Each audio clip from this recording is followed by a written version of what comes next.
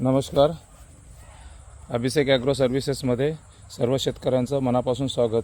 मित्रांनो, या हळदीचा व्हिडिओ तुम्हाला मी एक बनवला आहे, पण आता पुन्हा हळदीचा व्हिडिओ बनवण्याचं कारण काय, याला 2.5 ते 3 महिने झालेले आहेत मित्रांनो. पण मग तुम्हाला सांगायला आवडेल, एक रायझूमला जे फुटवे आलेत ना, हे बघा, एका कांद्याचे फुटवे बघा.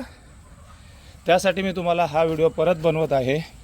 याला मी भूअस्त्र, ग्रो मॅजिक आणि ओलिप असे 3 प्रोडक्ट दिले.